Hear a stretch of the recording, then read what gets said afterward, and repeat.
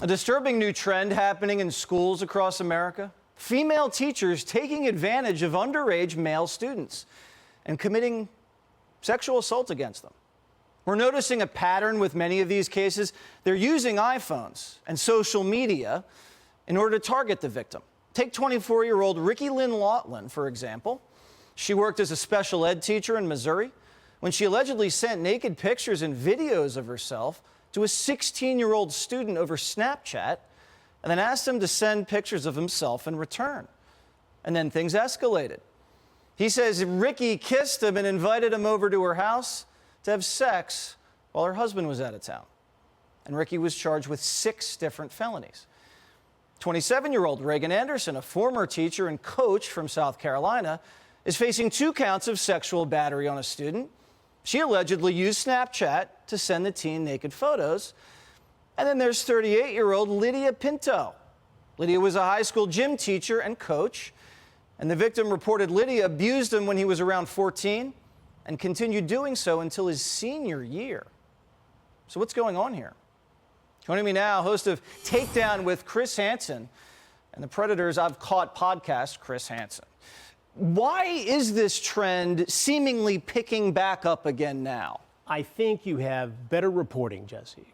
I think you have awareness on the part of victims who are no longer as afraid as they once were to come forward. And I think you have parents who see suspicious behavior on the part of their children, then they can check cell phones, iPads, all kinds of other digital media, and the evidence is right there.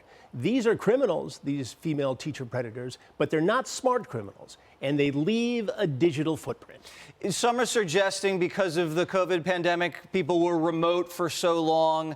Now all these teachers are back in the class with the students, and they just can't control themselves. You know, one of the questions I'm asked most frequently about our predator investigations, do you find women predators? And in our cases, we do not, because these are guys who go online, they like to meet a stranger, a child, groom them, and then meet for sex.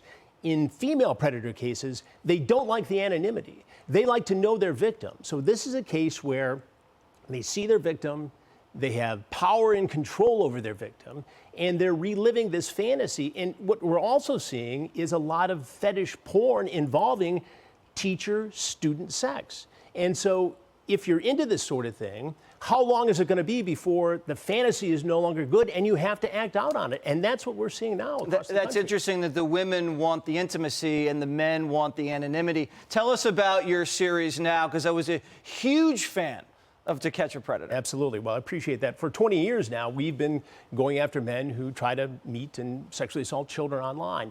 In the new Takedown series, which is on my streaming crime network, True Blue, we continue that tradition and embed with law enforcement across the country. And we have probably 60 new episodes up on True Blue right now, along with other crime investigative documentaries that we do. All right, check it out. Chris Hansen, everybody, thank you so much. Thank you, Jesse. Hey, Sean Hannity here. Hey, click here to subscribe to Fox News YouTube page and catch our hottest interviews and most compelling analysis. You will not get it anywhere else.